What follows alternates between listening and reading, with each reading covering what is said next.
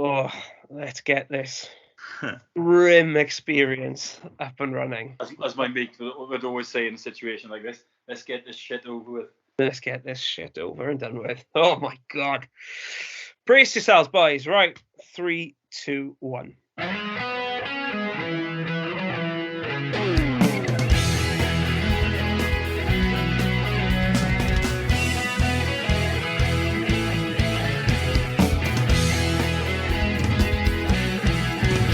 Hello and welcome to the Jackcast, the Swansea City podcast. I am Guto and with me tonight we have Steve Carroll and Matt Barocco. Evening, boys. Evening. The last podcast we recorded was just before the first game of the season. It was full of optimism and positivity, hope for the new campaign. I don't want to preempt anything, but I think tonight's is going to be a little bit different because we've got a draw at Rotherham to look back at, a 3-0 home hammering at the hands of Blackpool, and a Carabao Cup first round exit on penalties to League One Oxford. We've got a lot to get through. Let's go chronologically with Rotherham to begin with. Steve, you were up there. We were pretty confident going into this game. Rotherham had a pretty torrid summer. We were pretty confident that the Swans would be in a good place going into it. 1-1 probably wasn't the scoreline that we were expecting to get from this game beforehand. No, I think that's fair. I mean, we were a bit disappointed not to win the game. I mean, there were positives. I thought, we didn't play particularly badly, but at the same time, I don't think we did dominate the game in terms of possession. But I don't think we asked enough questions in terms of creating chances and that type of thing. So I think that was a bit frustrating, really. And then I think the other problem is sometimes you're looking at the bench and thinking, can they make a difference? And there wasn't a great deal of options on this. So it did show that we are still a little bit short in terms of options in certain positions. So it was a frustrating one, really. I mean, there's the one stand-up moment, isn't there, where I think we've already seen what I would describe as the miss of the season. And obviously, if that goes in, we do win the game, but it didn't. So, yeah, a frustrating one. Not a terrible point, I don't think, but yeah, I wouldn't say one that I was jumping for joy with on the way home. No, absolutely not. We'll get to the miss in a bit, but let's start off, Matt, with the biggest positive of the day, and that was Harry Darling opening his account for the Swans. He scored, I think, 7 goals for the MK Dons last season. This one, probably not the kind of goal that we were expecting to see from him this season. No, but it was a cracker, wasn't it? And I think when those shots go in, you live in that moment and, you think that's incredible and stuff. There's a wider discussion to be had.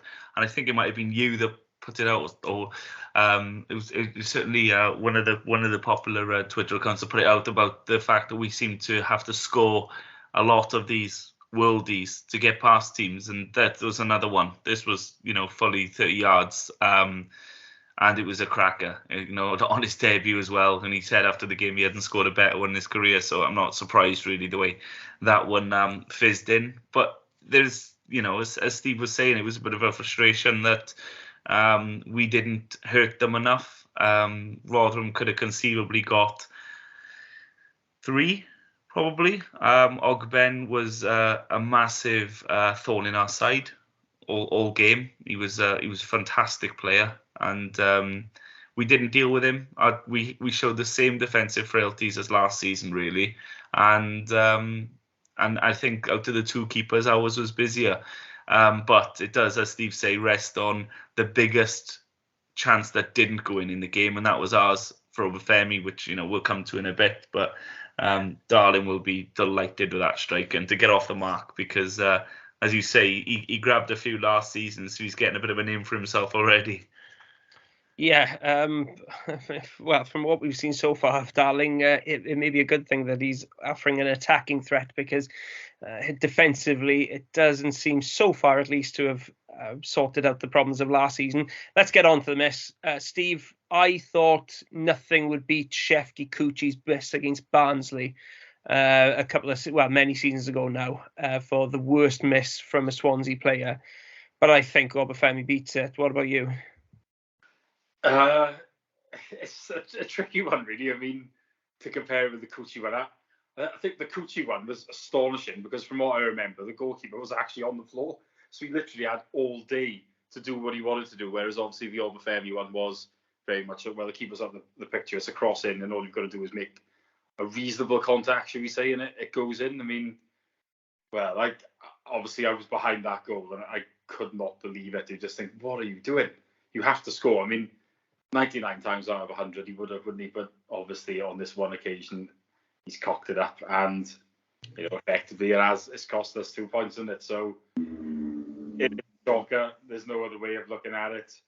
They happen from time to time. It's quite funny that we've saw that one week, and I think the worst own goal I'd ever seen was the Ashley Williams one at Derby, and obviously at Charlton we saw the Harry Darling one, which was very similar to that. So yeah, we've seen 2 cock-ups already. Really. Luckily, only one in a competitive game, but look, it does happen from time to time. You do see things that you can't really explain, and I think the frustrating thing was that it got to Obafemi afterwards. I don't think he was quite the same. He seemed to be trying too hard almost to make up for it, and I think what really was needed maybe was for him to come off and the managers to go, look, it's one of those things that happens, not your day.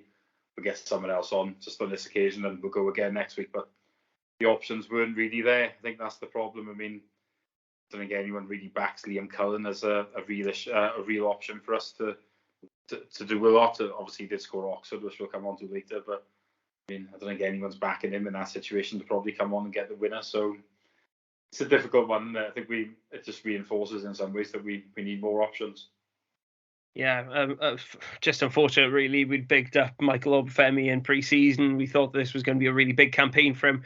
It got off the worst possible start. And if you look at his stats for this season, Obafemi still hasn't had a shot yet after 2 league matches. That doesn't actually tell you the whole story. But I'm not sure if he'd want really that one to be registered as a shot. He'd prefer if that was just erased from the records altogether. Matt, just looking at the highlights, looking at the stats to go with it, the big story is the Swans had a lot of possession. Like Steve said, dominated the ball, really. But when you look at the quality of chances that were created by both teams, pretty even, really, I would say, looking back at the highlights in terms of the quality on the whole.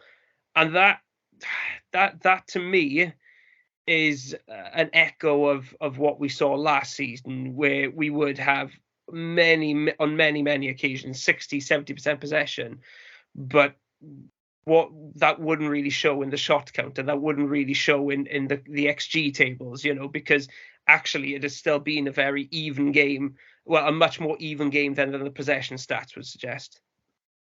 Yeah, absolutely. I actually wrote a piece for Steve's fanzine that didn't quite make it in time to make the print, which was unfortunate because it expressed quite a few of my opinions on the matter.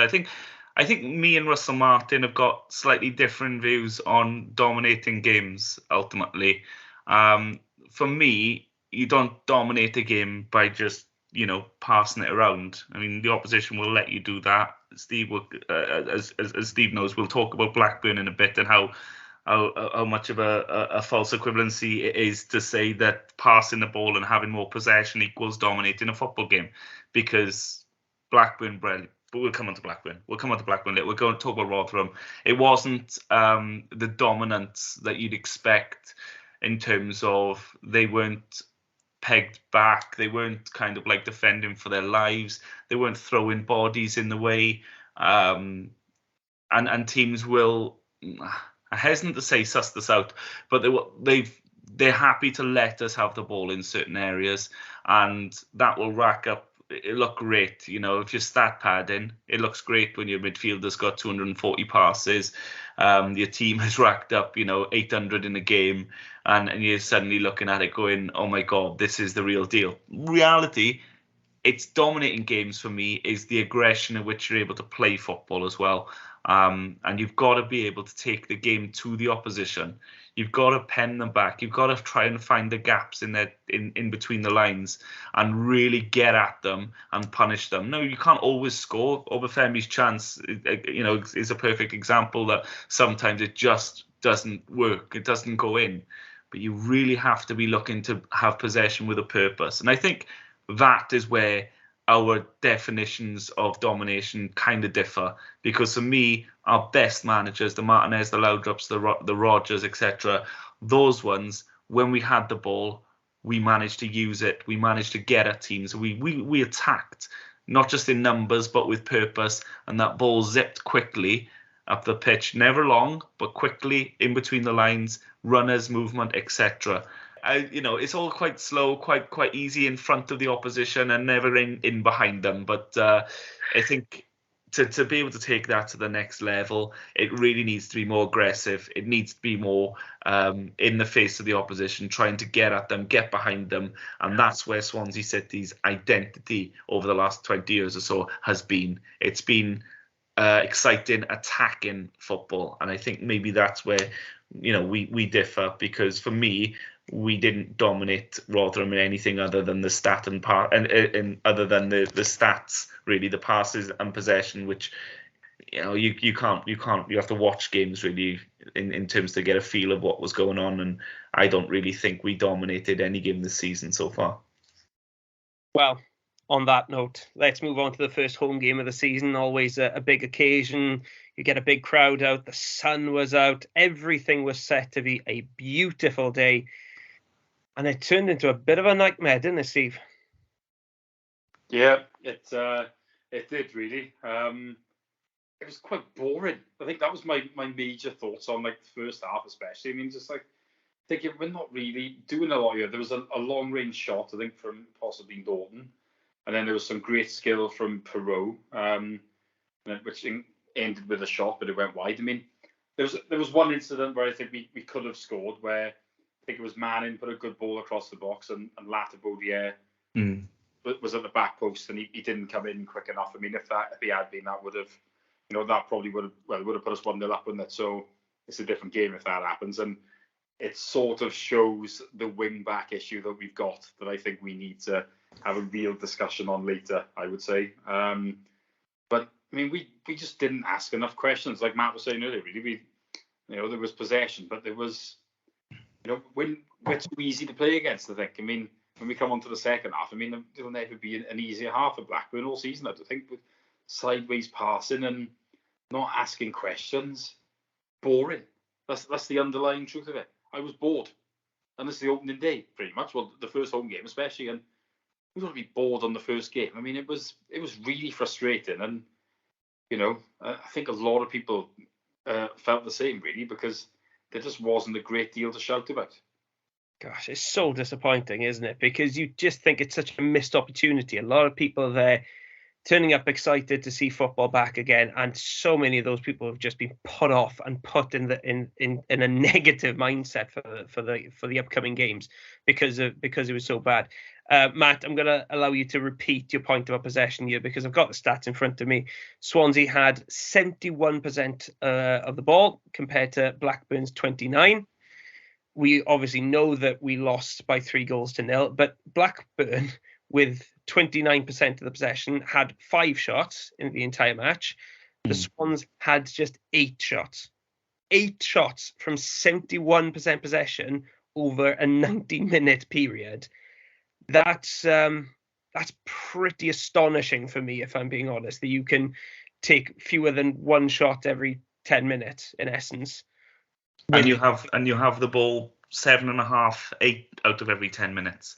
If you've got so much of it, you have to be doing stuff with it. I get it completely. I think it tells its own story.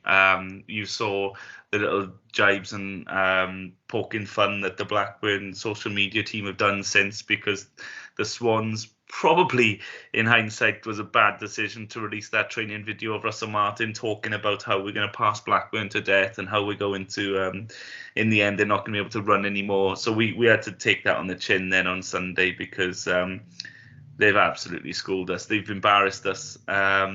And you have to hold your hands up and just say that they knew exactly what to expect from us, and let us do what every team is now going to do. And this is going to be the simplest bit of research ever, which is Swansea will have the ball, let them have it. Don't worry about, let Grimes or Allen or whoever may have the ball, let them have it in those areas.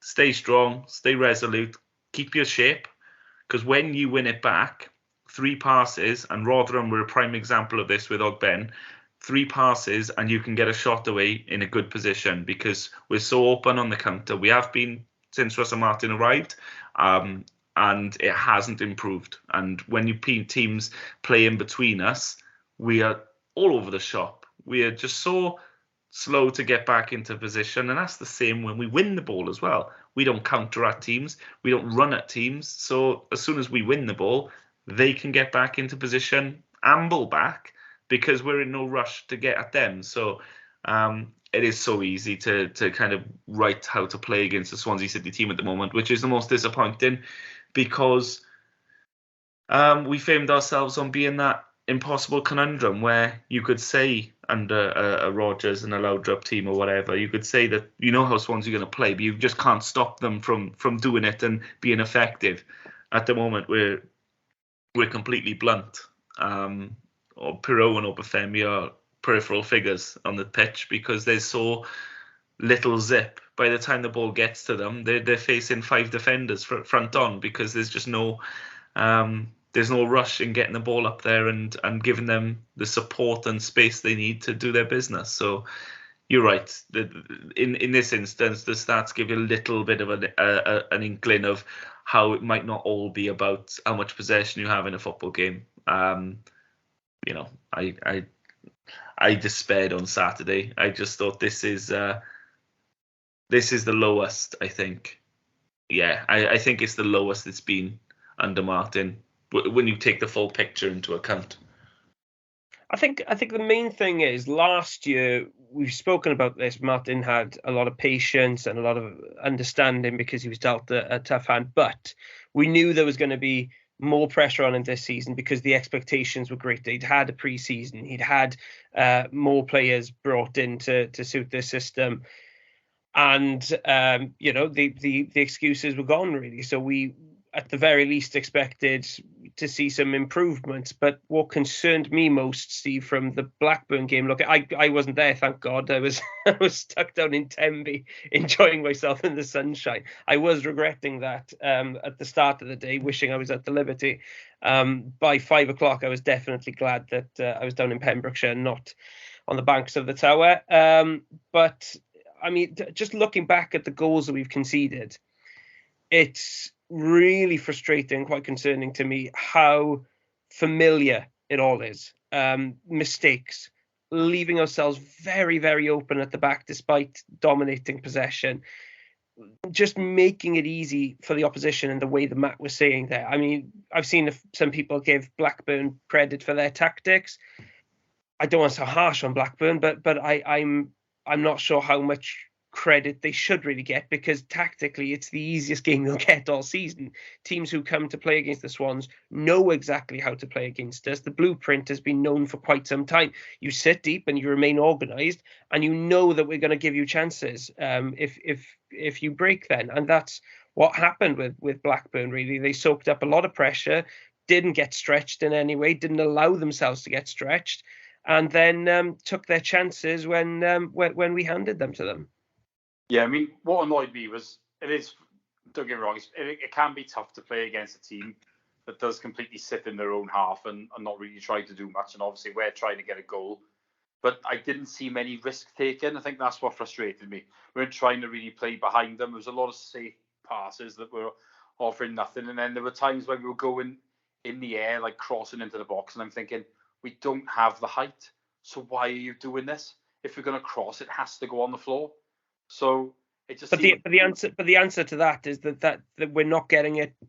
It's not working in any other way, is it? That's why we're taking so many long range shots as well. Maybe not in this game, but definitely against Rotherham, there were a lot of shots from outside the box, and I know one of them went in. But this is a pattern we saw from last season.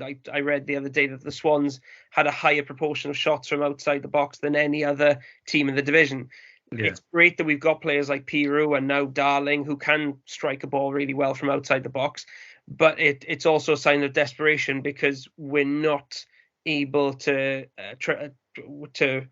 translate that possession into real good clear-cut chances in the box where players like Pirou and Obafemi are most likely to take them. Yeah, I mean, I'd always say goals from outside the box are always a bit of a bonus, aren't they? They're not what you're expecting. Sometimes you'll take a pot shot and it'll go in, but you can't rely on that, as you're saying. You need to rely far more on managing to work the ball in there and then finishing off moves. So that obviously seems to be a weakness for it, doesn't it? I mean, the only thing I will say about the whole thing is I do think we're unlucky to lose 3-0 because, like you say, Blackburn did only have 5 shots. To be fair, they were clinical when they then did get their chances. So we are ourselves to blame with that. But I don't think it was like a 3-0 game. I will say that much. But giving the ball away softly, and then, like I said, they're then playing like the risky pass that we are not very good at, and we got punished for it, didn't we? On 3 occasions. So yeah, you sort of reap what you sow in some ways. Even if I do think the overall scoreline was a bit harsh, but we just weren't good enough. That's the truth of it. And we came up against a team that were good in front of goal when they did get their chances, and they hurt us. And the scoreline looks harsher than what probably the reality of the game was. But like I say, we're still that soft touch, aren't we? And I think the problem is now, like I say, the manager has had an opportunity to bring some more players in. I do think we still need more, and he still hasn't been backed probably in the way that he should have been. But at the same time, you can't keep making excuses for the same mistakes. I think that's what is frustrating now. You're just thinking, well, you have had that pre-season, you have had those players, and the result was still similar. And, I think there's 1 or 2 doubts creeping in now. That's the problem. And, I suppose the game at Oxford probably didn't help massively either. But you've got to treat those ones in more isolation, I think. But yeah, you just get the feeling now we could really do with a win from somewhere just to sort of lift the gloom, and hopefully we'll be off and running.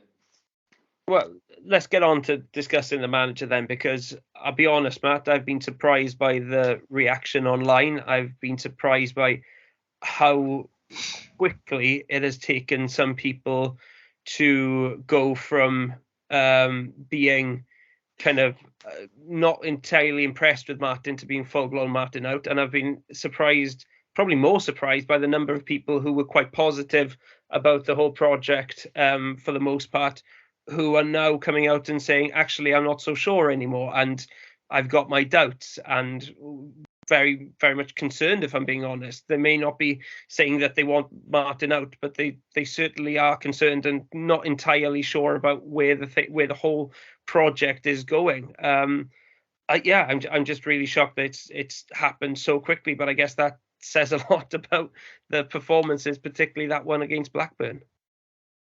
Yeah, it does. There is a part of me that thinks if you looked at it, say I didn't follow the Swans, or we were talking about a different team, then I would look at it objectively and say, well, he's got to have the first, the 10 games, right? We'd say that.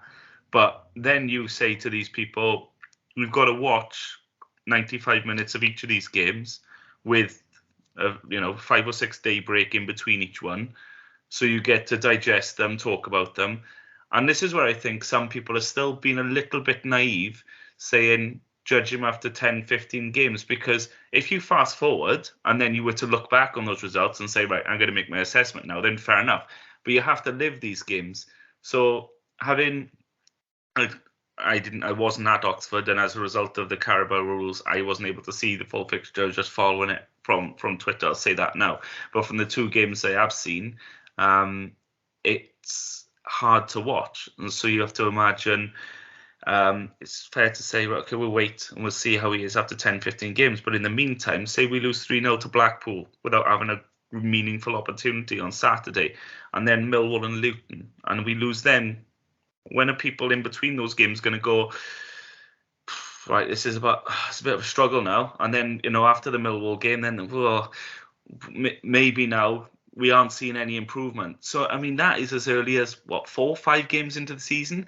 It's already starting to turn. And I think when that happens, it's very difficult to completely win back a fan base. And this is my concern. When people turn, it's all right. You can put a run together and you can silence the doubters, but they're almost waiting in the background then, just because as soon as a bit of a blip comes, then you've lost the support previously. It gets vicious a lot quicker, I find, when some managers and lost that initial shine. which is my concern, because if we do lose the next 2 or 3 games, that pressure is going to build, and he'll face questions from the media. He'll face questions from all corners in the stadium and whatnot, and travelling fans.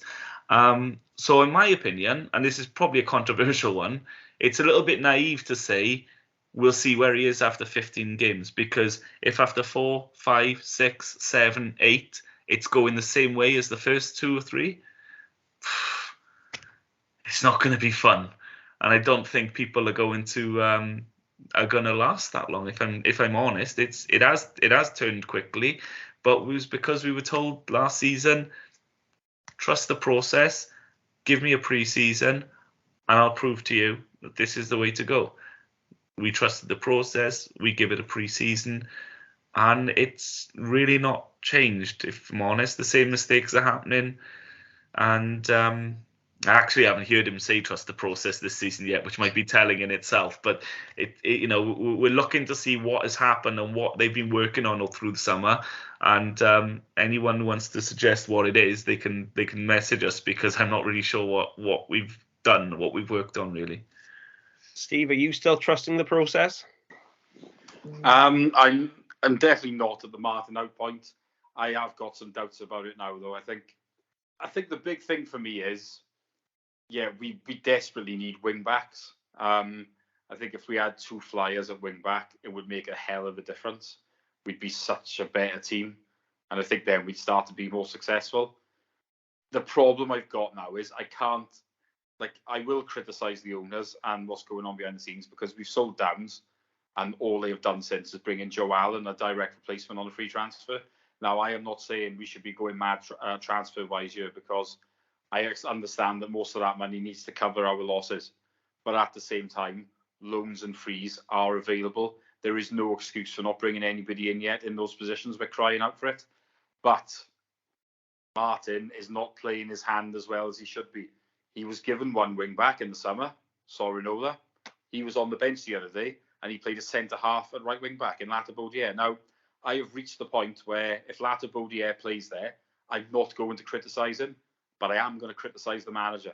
So that is the problem, I think. He is not helping himself. I don't know why he's doing it. There's no excuse for it anymore. He was doing it last season when we were a bit short. Okay, fine. But now he's in a position where he can play Man in one side and Sorinola the other. Now, I know another one does need to come in, at least. But at least play the cards that you've got better than you are at the moment. Now, Latter-Baudier should never, ever play there again unless we've got some sort of injury crisis. Or why can't you change the formation? Maybe we could play a midfield diamond or something, if you know what I mean.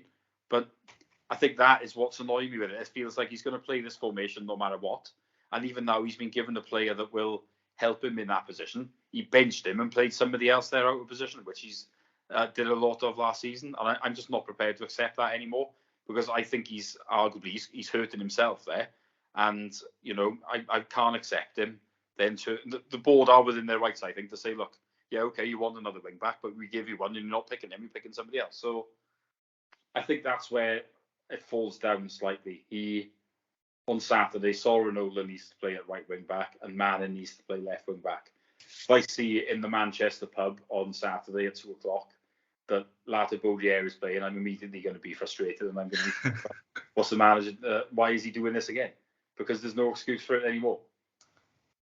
Yeah, I mean, just a couple of stats here to explain the situation. Really, only 2 teams have faced fewer shots than Swansea so far this season, but only Bristol City have conceded more goals, which tells you basically what we were talking about with Blackburn. Really, teams, we can dominate the ball all we like, but when we do give it away, we are just so easy to attack against, and we are so open at the back that teams are going to have good chances against us. And that's something that we saw last season.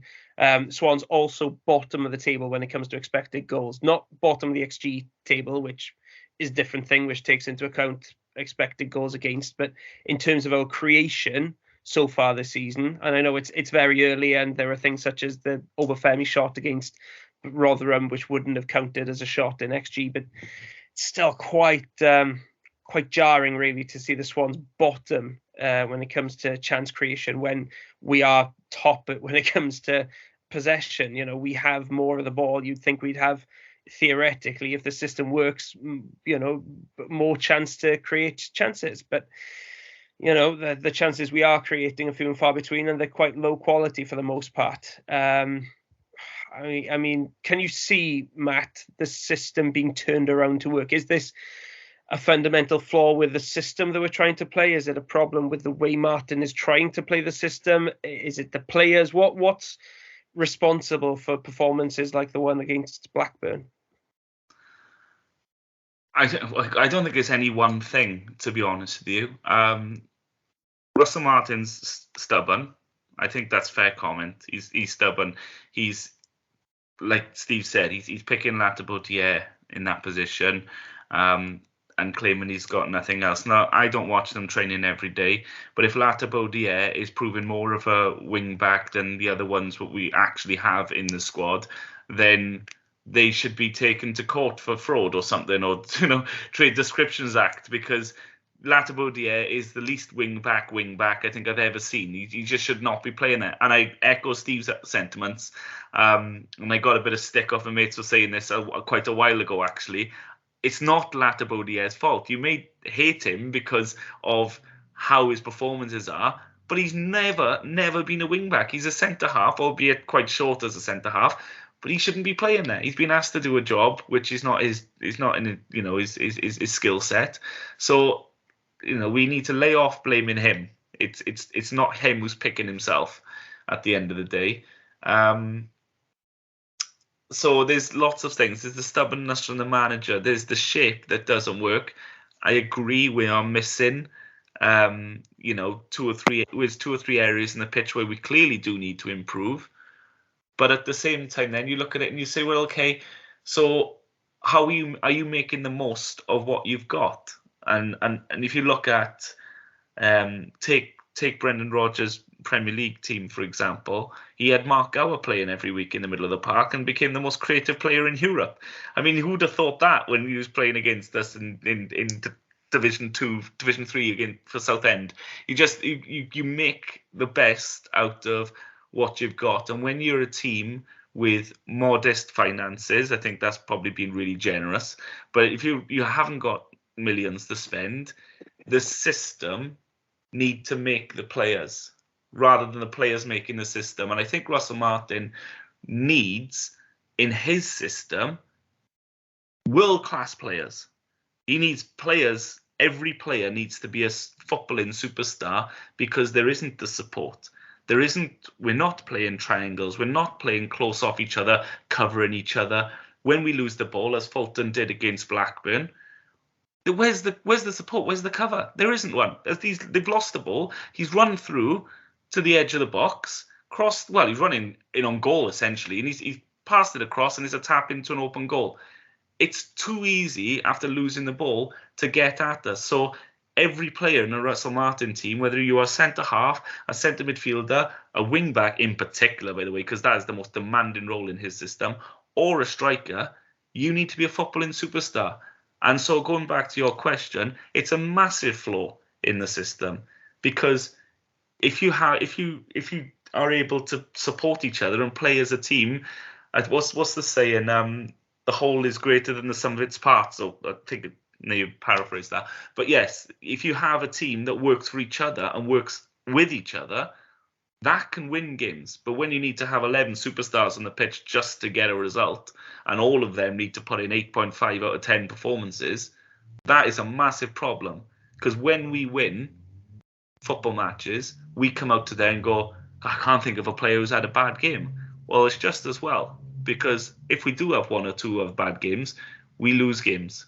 And that's a problem. So it does need to change. He does need personnel, but he does need to work in a system which has more support for each other, is more offering cover and offering options. If I want my midfielders to pick the ball up and have two or three players darting into space in front of him, screaming for the ball, and then the same happening, and move the ball quickly with options and have some bravery.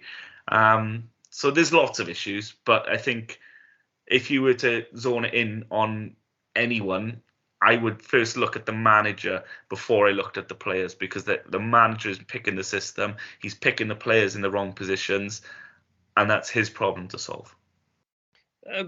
Steve, I've seen a couple of people on social media over the last few days saying, "Oh, when we get Allen and Cabango into this team, it's going to look different.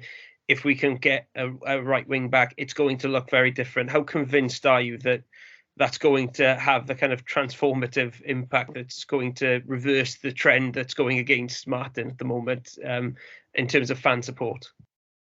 Well, I think Joe Allen obviously will help. I mean, Fulton gave away the goal quite badly at the first goal on against Blackburn at the weekend. I mean, Joe is definitely better than him, isn't he? So that will help. I think the problem that we've got really is still there's just no pace in the team, is there? So that wing back issue really is so important. We're crying out for it. I mean, I think Cabango will make a difference as well, but the wing back thing is the big thing. We're still going to be, would Joe Allen have made a huge difference at the weekend if we were camped in their half? I think he would look to play more risky passes on occasions, but I mean, I don't think he'd have given the ball away as Fulton did for the first goal, maybe. But that just the lack of imagination at times, I think, and the lack of pace still be there. That's the problem. So it will help, but I don't think he's the answer to our prayers at this moment in time because of the other issues in the team. I think if we get everything together, I think then it's different and everyone will become, a key part of the side, and it will work so much better, as Matt was saying, the greater than the sum of its parts. But, I honestly think, to be honest, if they don't bring in a wing back, Martin will not make the next transfer window. I think it is that important now, to be honest. Like they have to do it because he's not going to change. I think we've seen enough to say that this is the way that he wants to play, and he shoehorns players into positions to try and make it work, even if those players are out of position and don't suit it. He's not changing.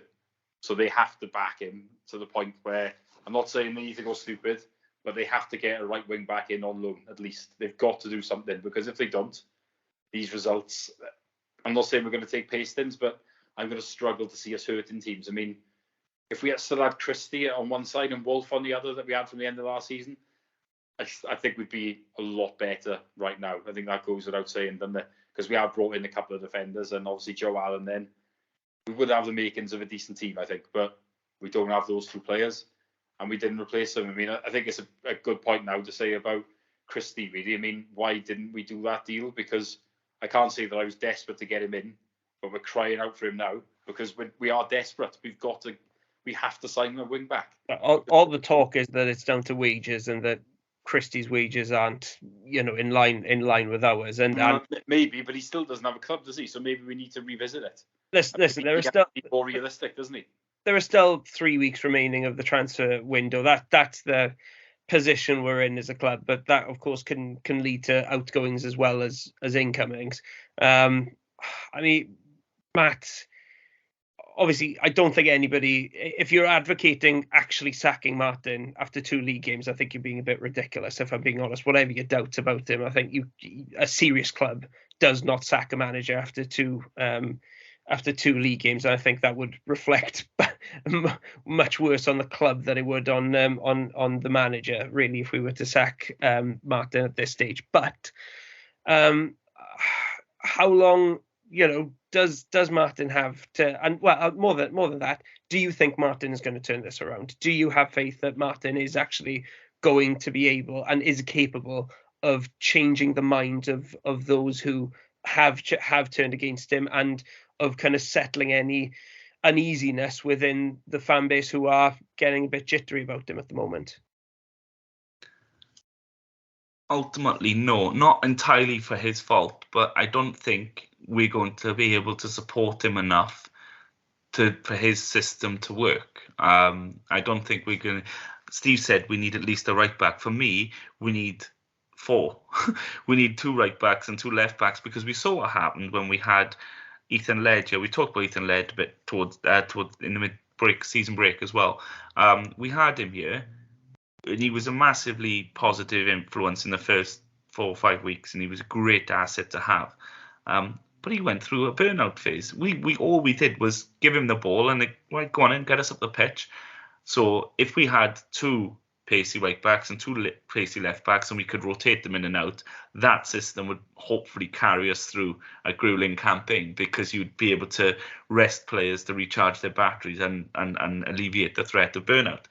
But see, that this is going back to what I'm saying again about needing this high quality, deep squad for this system to work. And how far do you push that then before you think maybe, rather than us having to get a squad of 35 first teamers and spending millions to get these quality players in each position, maybe we just need to start looking at how we're playing football. And once the naysayers have got their mindset, yes, you can quieten them down with a good run, but it only takes a couple of defeats then, and they're rushing out of the woodwork. I don't think we're going to be able to support him, in truth, to keep him and keep his system working. We could probably get a couple of results in if we do get the right players in, but the system as well is still so flawed for me. I think, I'm not sure. I think Steve thinks World Cup, he gets at least until the World Cup break. It makes sense, right? Because you've got that break then where teams will reevaluate and look at where they're at, to see if they need to make any changes before the football reconvenes. He would also, for me, need to pick up a few results in that time if he's going to last that long. Because otherwise, like I said, if he loses and has the performance of the first couple of games in the next 3 or 4, it's going to be nasty at the stadium. And that only goes one way. Once that starts, you're a dead man walking. You really are. The fans start chanting out and stuff like that. The players' heads drop. The performances get worse. More fans jump on it. We've seen it 100 times before, Guto, and it never ends well for the manager. Yeah, and I'm aware as well, there may be some of you listening thinking, well, this doesn't help, the fact that we're all talking about this. Yeah. It doesn't. It really doesn't. We're probably contributing to that, even though, none of us, I think, are implicitly marking out or anything. From my point of view, you have to talk about it, though, because so many people are. You can't not address it, can you? That's the problem. But like I said, we probably are adding fuel to the fire. Yeah. But look, I mean, he's got to be given a reasonable amount of time, isn't he? I mean, I think he will get to the World Cup. I think the World Cup is such a window of opportunity for the clubs in the top 2 divisions now to sort of, make a change, especially in our division. But you think because there won't be many people at the World Cup, so it's a good chance to reset. So I think it'll work one of a couple of ways, really. I mean, say it gets to like mid to late October and he's under real pressure, they might think, well, may as well give him another game or two because there's a break coming anyway. Or if people are beginning to come under pressure, they might panic because of the opportunity that the World Cup offers. So, I mean, obviously, if he was to go on a really bad losing run, he would never get that far. But we've got to be realistic as well, yeah? Can we afford to sack him? That's the other problem. He's on, he's got close to 2 years left to run in the contract. I mean, they're really not going to want to sack him unless they feel that we're in serious danger of relegation, I would say, at this stage. I mean, I think in a year's time, it's a bit different when you've got under a year left on a contract. You probably would do it then because you'd be getting to the point anyway where you'd think either about extending it or, are you going to see the season out or anything like that? But I think in our current financial situation, I think he's fairly safe for now unless we go on a horrendous run and they have to act. But I think that's my point, is that there are 19 games between now and then. That's a lot of games between now and the World Cup, Oh, there is. I think maybe another way of looking at it is there is an international break in late September.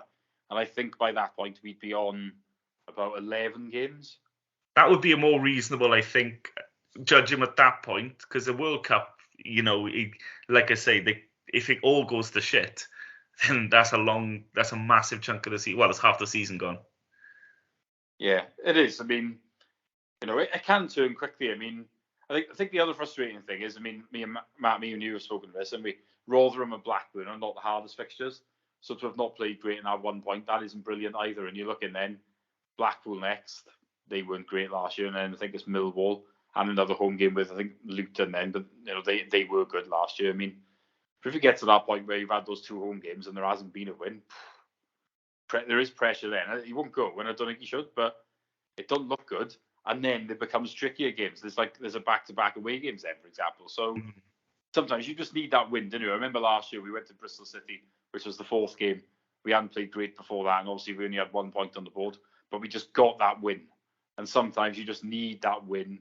Just quietens everyone down. It gets you slightly away from the bottom three and wherever like that, and you're just a little bit more chilled. And that's what we need, arguably. Maybe we just need to steal a win on Saturday somehow, but no win at Blackpool since 1979. I'd like to think we are due, but clearly not a happy hunting ground. No. But, we'll get on to discuss the next two games, which already seem like just quite big games, really, even at this very early stage in the season. But before that, we'll just discuss the Oxford match, because I think we could have used a win in this game, really. I've made my views on the League Cup known in the past. I have a very take it or leave it attitude with the competition, even though, a lot of people say it gave us our greatest ever moment at Wembley. At this stage of the season, it really is take it or leave it, whether we win or lose. And usually that would be my feeling going into a match against League One Oxford on a Tuesday night in August. But I don't know, before this match, I felt, do you know what? We could really use a win just to calm everybody down, just to kind of settle the nerves after what had happened against Blackburn. And very early on in that match, Matt, it seemed like we were going to get that win, but somehow it didn't happen, and it kind of summed up the way things are going against Russell Martin at the moment. Yeah, on the face of it, I agree with you. It's a cup game. We've changed our squad, and I get when people are saying that. You've got to bear in mind who we play in and who we're playing against and stuff and whatnot. That's fine. I understand it's a cup competition. Take it or leave it. Again, the manner of it, though, I think if we not shown exactly the same frailties that we are showing week in, week out, then you wonder. And I'm not just talking about the goals, because the goals themselves were freak. Both of them were absolute freak goals. But the manner in which we have not closed the game out. We haven't managed the game management from this team.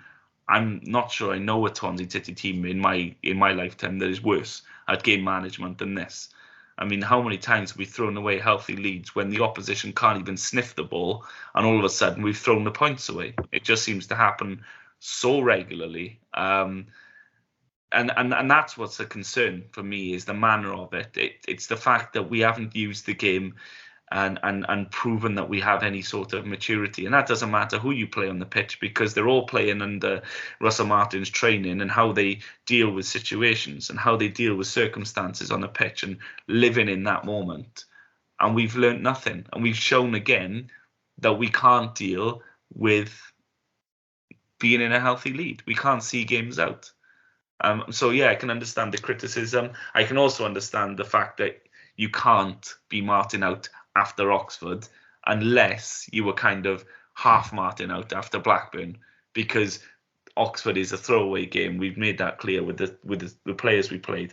But I do understand why it would have pushed people who were already thinking it into coming out and saying it, because that would have been, from me, I can see the correlation between saying, yeah, I wasn't happy after Blackburn, and now I can see that this guy is just going to keep making those same mistakes every week.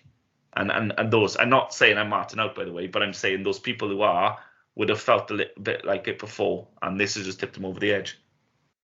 I'd say if you were kind of doubtful about Martin after Blackburn, but Martin out after Oxford, I think you've overreacted to a single result in a game which has very little meaning.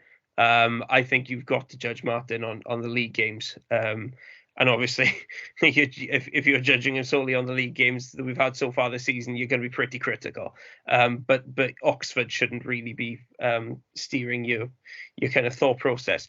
I found it interesting, Steve. I was again, really taken aback by the strength of feeling after the Oxford game on social media. But from what I've gathered from people who were at the Sam Stadium, the reaction was very different there. The players were clapped off the pitch. There wasn't really much visible anger from the roughly 800 people who'd gone there, who clearly wouldn't have been impressed by throwing away a 2-goal lead and losing on penalties. But there wasn't the same kind of anger and frustration that we saw on social media. Do you think that's quite telling in any way? Yeah, I mean, I think if you've seen the game, you can always offer a much better opinion, can't you? Because obviously you've seen it with your own eyes, whereas what the rest of us have seen essentially is we were 2 up and we've blown it. And obviously that could be quite cold, and in general you see that and you just think, well, this crap's not good enough, but it might not be that simple. I mean, I think where I stand on it is what happened is probably the worst thing that could happen, because obviously we've had a record of not being able to see games out, and that we didn't need an incident like that. We needed to build some confidence.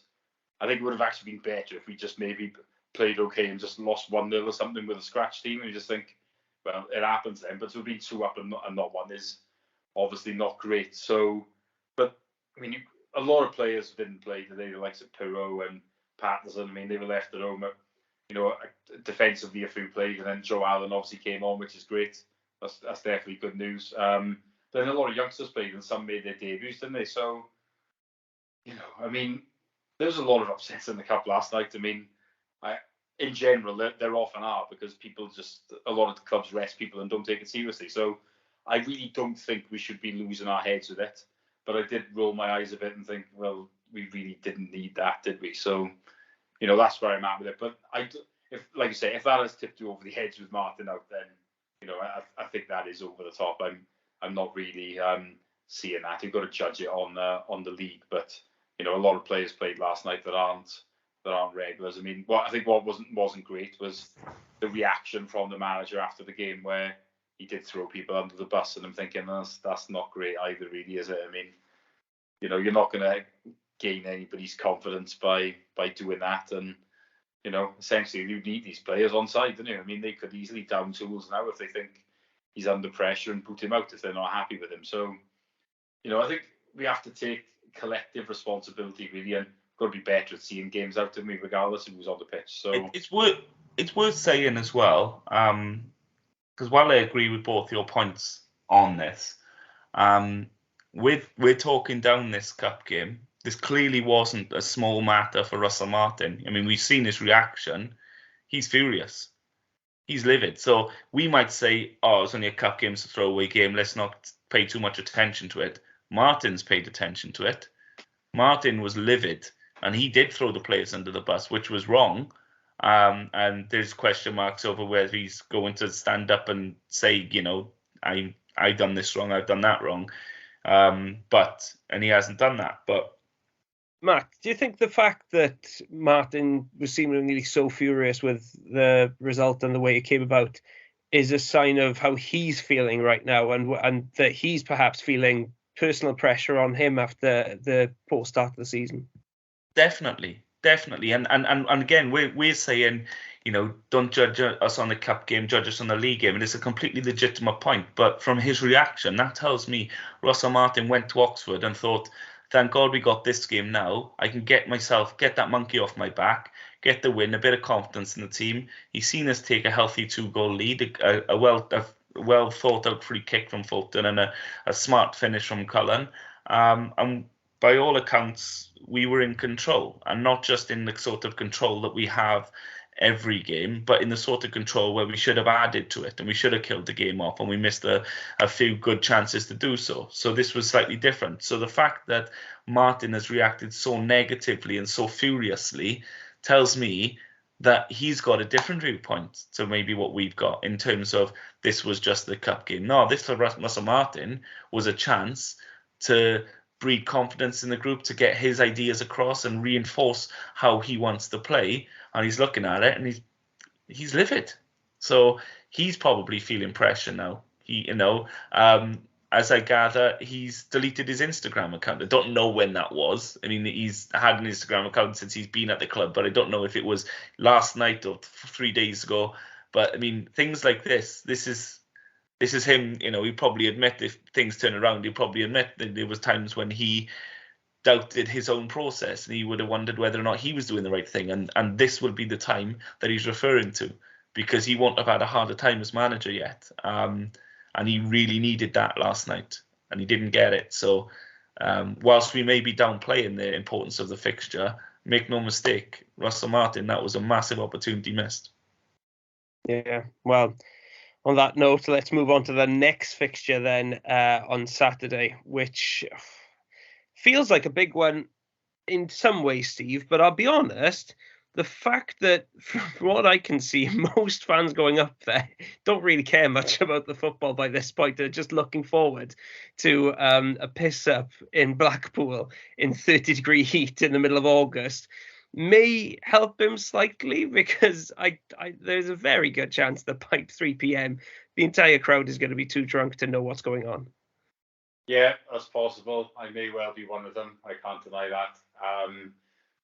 Blackpool in August, tremendous. Can't ask for any more than that, really, can you? And I think a lot of people have probably got the same idea as me. So last time in March was great. I think this will be the same. And, like I said earlier, 1979 is the last time we went there and won. I can't say I'm overly optimistic, but the good thing is I think everyone will be just in good spirits about having a good trip to the Vegas of the North. So, yeah, that's how I'm looking at it.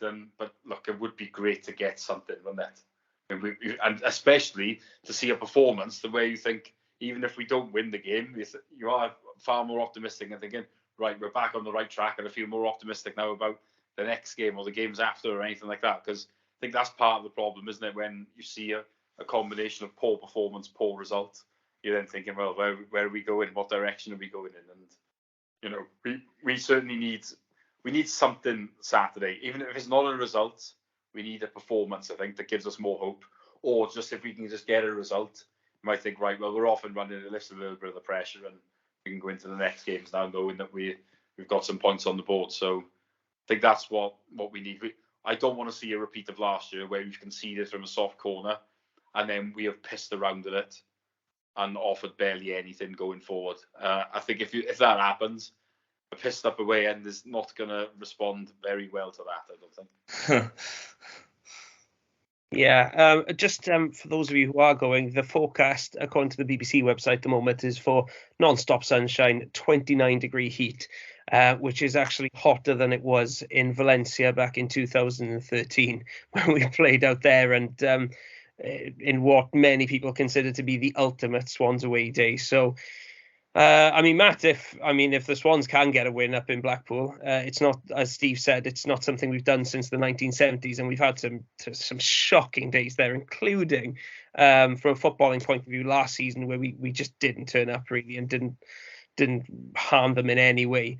If we can get a win there, at this stage of the season, it could have the same kind of effect on morale and positivity that the away game in Bristol City had at the start of last season, which was another, just a fantastic away trip with a massive following, very, very drunk fans enjoying a great away day, and it kind of just settled everyone down and got everybody a little bit calmer, really. There is the potential for that as well, isn't there? Yeah, he does. He needs one of two things. I think Steve's spot on. He needs either the result, he was annoyed after the Bristol City game, but the fans were happy, and that helped him in ways he probably didn't acknowledge at the time, because whilst he thought this was the worst performance we put in, the fans needed to see something they could cheer about. They got it. So he bought himself some time to work on the things he thought we needed to work on. So he either needs a result which was a bit scrappy, or he needs a performance that he can go away proud of, and the fans can come away and go, do you know what? If we play like that every week, then we got no issues. And so he needs one or the other. If he gets both, then it's dreamland. But I think that's a bit greedy of me to ask for both. I think we can come away from there if we start. Look, if we pepper Blackpool's goal and we start zipping the ball about and we're hitting shots in not just from long range, but we're also getting in behind them and getting chances on goal, and they beat us 2-0, 2 counter-attack goals, which are really unfortunate from our point of view, then so be it. But if we perform like we did against Blackburn and in parts against Rotherham, where we struggle to put any pressure on them and threaten them, but every time they turn us over, they're in on goal, then then there are going to be people who are going to be annoyed. So I think if he gets a result or performance, it's going to be huge. And I do agree that it's a pressure week, pressure fortnight, and going back to my very early point in this podcast about people being perhaps a little bit too, not naive, but not really looking at the bigger picture when they say 10, 15 games, because let's take each game as it comes. Because if we keep getting the performances we're getting, it's not going to go that far. I'm sorry, but it's going to be come to a head with the fans furious before the World Cup. So we need to see one or the other. And I think every game, until we get that, every game is getting bigger and bigger and bigger. So something has to give. So Blackpool, is going to be the first step there. That is the one where we look at it and go, here's our first opportunity to right the wrongs, and we take it from there. But I'm almost at this point now, because of my earlier concerns about the system, I'm almost at this point now wanting to see a change there more than a result, because I need us to see that we can't just pull out a freak result out of the bag. I want us to see something that we could work with going forward, because ultimately that's what it's about, isn't it?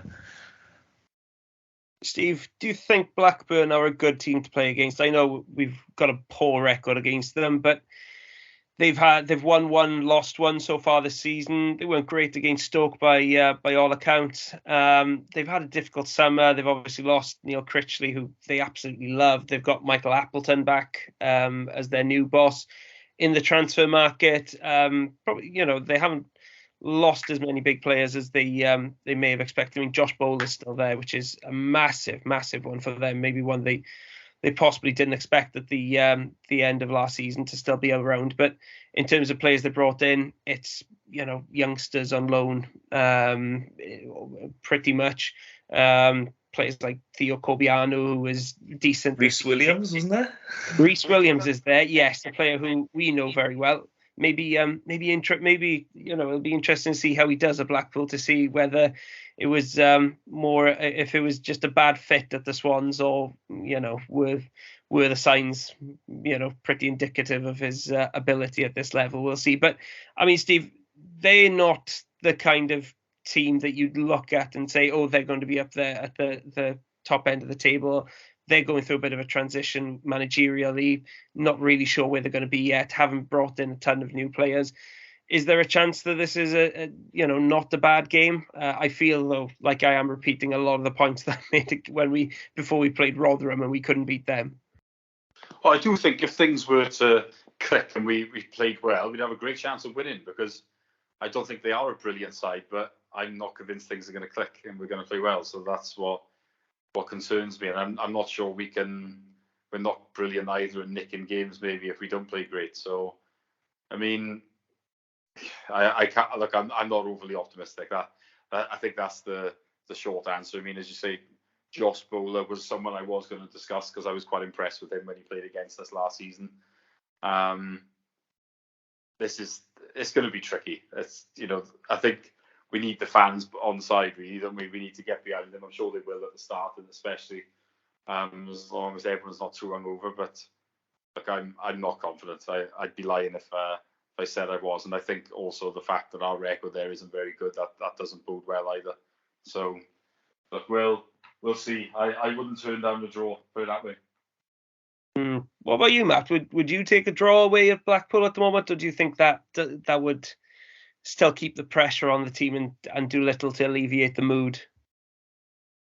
I think it just, like I say earlier, it depends on the performance. If we perform, then the result may not be the be all and end all. I know everyone wants to get us climbing up the table, but we brought Russell Martin in for a reason. That was to get us back to the sort of football we could be proud of. And so, I mean, there are other managers. The manager we had before him was a more results-based manager.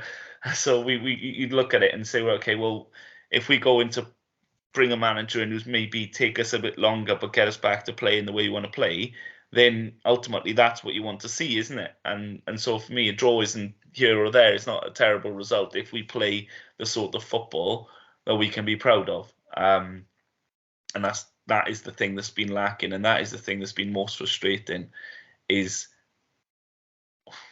to be blunt, I'm not enjoying it. I think it's boring.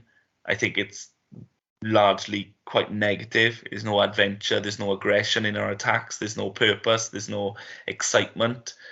And it's not really what we signed up for, if I'm honest. I disagree with you there, Matt, in terms of negativity, because I think one of the problems is it looks negative just because it doesn't really work in breaking down teams at the moment, because it's not really clicking speedily as it should. I think the intent is reasonably positive, and you can see, but we're not sitting back in any way. I'd like it if we were a bit more cautious at the back, if I'm being honest. I'd like it if we were a little bit more attentive and a little bit more well organized at the back. That would help us out quite a bit, if I'm being honest, because it would take a bit of pressure off the front players. I just think it's the fact that the system's not working rather than any kind of intent.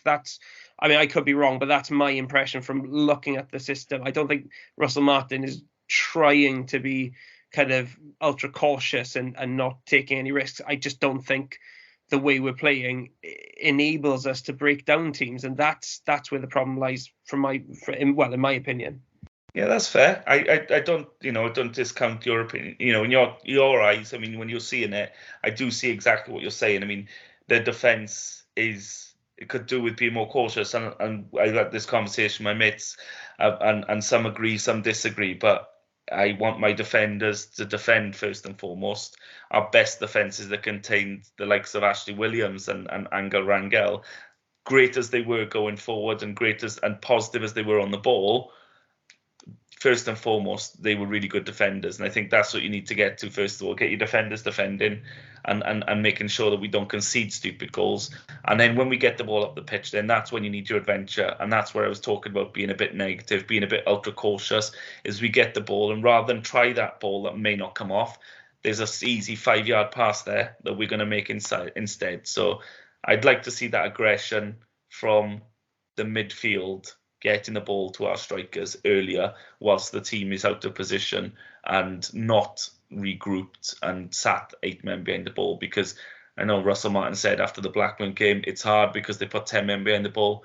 Every team is going to do that away from home. Every team. They're always going to do it. And if that is a problem for you, then that is a real issue, because you're going to have to find a way to get in behind that. And that is quick transitions. When you win the ball back, you go at them before they can regroup. And that's something I think we've lacked. So that was my point about negativity. I'd agree. The defenders need to perhaps be less positive in terms of their movement and positioning. Upfield is where I want us to see us be a bit braver, I suppose. Yeah, and we'll get on to talk about a team that's notorious really for sitting quite deep and hitting on the counter-attack in Millwall. Maybe not hitting on the counter-attack, but definitely sitting deep. But before we get to talk about next week's midweek game, let's get a few predictions. I'm scared to ask really, but Steve, you've said already you're not confident. What do you think the score is going to be at Bloomfield Road? My prediction record isn't very good in general, so naturally I'm going to have to say a 1-0 Blackpool. There we go. And Matt, I assume you won't be much more positive than Steve. I don't know. He was really angry last night. He was really angry. If he doesn't do anything and change something for this weekend, then I don't know what's going on, because I think he knows at this point, like you say, we'll talk about pressure. So if he does, and inject some new faces and perhaps maybe try something a little different, then who knows? It's a lottery. But if we select the same team and we'll expect the same results. So yeah, I think the best we probably for judging on is that 1-1 draw Steve said. I think I'll go with that. Yeah, I've got to agree with Steve. I think this is 1-0 Blackpool written all over it, really. Another game where we'll have vast majority of the ball. But I think Blackpool, with Josh Bowler more than anything else, that's a player who's ideally set up to harm us on the break, get the ball to him. He's lightning fast, loves a dribble. I can just see him terrifying our back line. When you've got Darling, Norton, 20 yards apart, not sure what on earth, the backtracking, not sure what to do against him. You can just see him having fun against us. I'm scared about the potential damage he can make. I don't think Blackpool, are a brilliant team, but I don't. But I didn't really think that about Rotherham and Blackburn either. The way we've been playing recently. Yeah, I'm not sure if I can really see things turning around that quickly, unfortunately. But I'm hoping that I'm wrong. It is very early in the season, and things can change very, very quickly at this stage of the season. So I'm hoping that I'm wrong, and it turns out to be an amazing away day for everybody that's going up to the north of England, to Lancashire, to watch that match. And I hope it gives us a result that just calms things down a little bit and revives a bit of sanity within the fan base and just allows us to breathe a bit more easily and focus our attentions a bit more meaningfully from now on. But if our predictions are correct and the Swans don't pick up a win at Blackpool, there will be even more pressure going into the game against Millwall at the Liberty in next week. Steve, just looking at Millwall, the things we've been saying about Blackburn, the way they sat deep and just, organised themselves and frustrated us and then hurt us with the very few chances they have. From everything we know about Millwall, that sounds like them, really. And that makes me a little bit scared, I'll be honest.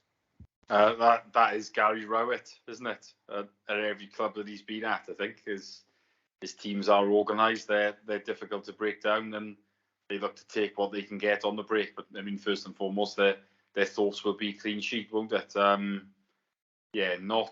Not a great opponent for us when obviously we have struggled against those type of sides. So that one does concern me a bit, and it's not one that I would handpick. It's probably a good example of it. Although I don't think they are a brilliant team. I think they are probably the type of one where if you score early against them, it's a completely different game, and then they're in a bit of trouble because their game plan is out of the window, isn't it? So, but yeah, I'd rather not face Millwall. I think the way that they'll set themselves up will not make things easy for us. And like I said, we don't have the pace to get in behind, do we? Because we discussed it now all night. So, not a great fixture for us potentially. And unless if we can win Saturday, we might be going into it on a bit of a high, but we'll have to wait and see, won't we?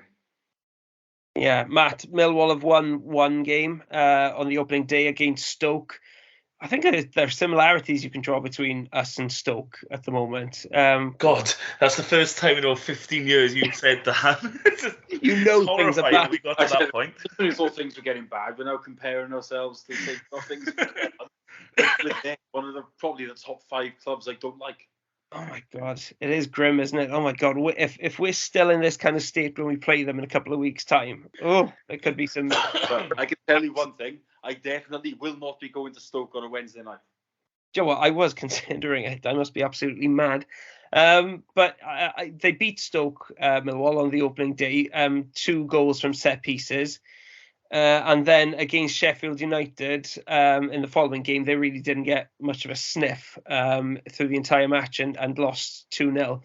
I just think they are a team that's quite limited on the face of it, but a team that is ideally set up to come to the Liberty, be organised and just say, Joe, what, we'll play for a draw, and if we can get a win from a set piece or something, then great. And that is the kind of team that is bound to wind our fans up, and in the mood that our home fans in particular are in at the moment, just create this atmosphere which wouldn't really help the situation, if we're being honest. No, they're not good. I wouldn't not necessarily judge Millwall about the result against Sheffield. I think Sheffield United are excellent. I think they'll probably be up there or thereabouts this season. They're going to cause us difficulties, not by being in our faces, but just allowing us to do what we did. And I think that's going to become a running theme. Unless we can find an answer to that problem, it writes its tactics for the opposition. And I think when it comes to a Gary Rowett team, it's how he defaults to play anyway. So he's going to be his bread and butter. He's going to say same again. This is the sort of team that this will work against. So we need to find an answer for that.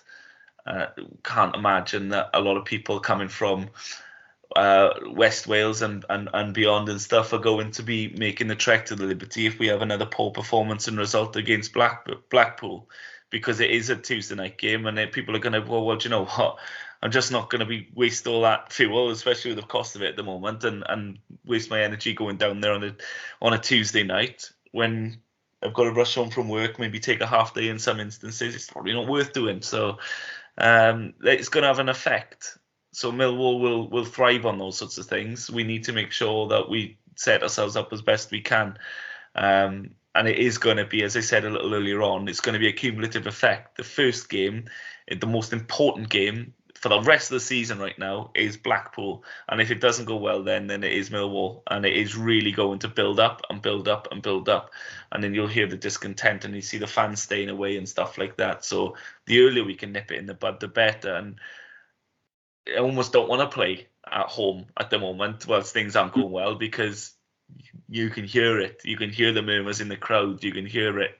And when you're in a away game, the players can probably hear the home fans more than the away fans. So it's going to be more drowned out in that case. But I do worry a little bit about how things will go against Millwall if we have a poor game on Saturday, And do you know what, Steve? For that reason, I think Millwall is a much bigger game, if I'm being honest, than the Blackpool game. If we fail up at Blackpool, it'll be away fans there, not a minority in the stands. There may be a few that turn nasty, but it will be a minority. Whereas if things get bad down at the Liberty, that's a difficult atmosphere then. That's a really, really difficult place to play when the fans aren't really on your side and when the fans are getting on your back. And we know the Swans fans can be really impatient and can be, when things aren't going well, we can turn and be assholes, let's face it. And I just sense that this is ripe for an absolutely stinking atmosphere. Fans are on players' backs. That worsens the performance. The performance then in turn worsens the atmosphere again. And I can just... It's for me, the script is written for it to be a really miserable night, and I'm just hoping that we can kind of defy that script and kind of turn things around really. But I just fear what the atmosphere is going to be like against a team like Millwall. Yeah, that is a bit concerning, isn't it? And let's be honest as well, like the midweek ones never have the nicer atmospheres today, because a Saturday is more of a day out, isn't it? Whereas a midweek is the rush from work. No one's as inspired today, and the walk-up crowds are never as good because you can watch on the red button and all that type of thing. So, yeah, it's not. It is one that could turn ugly. I can see what you're saying. It's and nobody wants that ever, and they certainly don't want that in August. Let's be honest, because it's a long season. So. Yeah, the Millwall game is bigger than the Blackpool one, I think, at this stage. I mean, unless we do go to Blackpool and win. I mean, that will lift the pressure on it. But if we don't, then Blackpool, and then I think it's Luton the one after. I mean, 2 home games there. You are thinking, Christ, if we don't win one of them, it looks horrible, doesn't it? And people will hark back to last season where I think we didn't win in the last 6 or something. You're edging towards double figures then without a win. It doesn't look good, does it? No, and it does feel like a bit of a rut, even though we're only 2 games into the season, which is mad. And but that's the tone that's been set at the moment, like it or not. I think that's the way a lot of fans are feeling at the moment. And if we don't get a win in the next 2 games, that feeling is only going to get worse. So we're going to finish off with another prediction. Steve, Millwall, what are you thinking? I'm going to say 0-0. So grim. Matt? Oh, you're not going to like this then. I don't know. I don't think if we play in a poor game against Blackpool, I don't think our run ends at home, because of what we just discussed with the atmosphere and fans getting on players' backs and stuff. I don't think we can end this run at home because the fans will not give the players the break that they need to play their game. You're looking another few games down the road. And so that is a real concern, because where's that leave Russell Martin if we go the first 5-6 games of the season without picking up a win, and putting in, because we will put in poor performances as well. I know we will. And so you just got to look at that. I think Blackpool, that's why I say Blackpool's important, because if it gets nasty against Millwall, can you say that we're going to get any sort of result? Realistically, the fans aren't going to put up with it, and the players aren't going to cope. I think if the Blackpool result goes badly, you can expect the same at home against Millwall. I really do. I don't think we turn this around at home. We've seen what the atmosphere's got like even against Blackburn, the first home game of the season. It's a concern. This is why I say Blackpool's so important, because we can get that monkey off our back and give ourselves an opportunity to build on it. Otherwise, you walk into a cauldron. I don't know. Maybe I'm going to depend. I'll say if we say the Blackpool are likely to win on the weekend, I say Millwall might win 2-0 down here on Tuesday. Wow. I really can't see the fans giving the players the sort of support they'd need, which is really grim. It's really grim thought, but it's not a happy hunt. We're not a happy place to play at home at the moment. We're not really enjoying our football down here, are we? Wow, that's Sorry, boys. I'm sorry to be that negative about it, but if it goes badly against Blackpool, not looking forward to that Tuesday game. Yeah, I don't think the club's marketing department are going to be headhunting any of us. Well, we won't have, and then we'll do a good job to get a walk-up crowd for that game if we play badly against Blackpool. So they have to work overtime anyway, I think, regardless of what I say. Let's hope our negative predictions are going to bring them some luck. I'm going for a 1-1 draw, which is actually the most positive result we've discussed today. But I'm not sure a 1-1 draw would really alleviate the pressure and the just misery really that's just taken over the club in an extremely short space of time. Let's just hope that things do settle down quickly, because the mood's grim at the moment, and the club's not a nice place to be when the mood's like this. Let's just hope that Russell Martin learns some lessons, that the team can up their game, and that we've got a much happier podcast the next time around. But the mood's not been great recently. Hopefully it'll be better next time. Join us then. Until then, thank you very much for listening.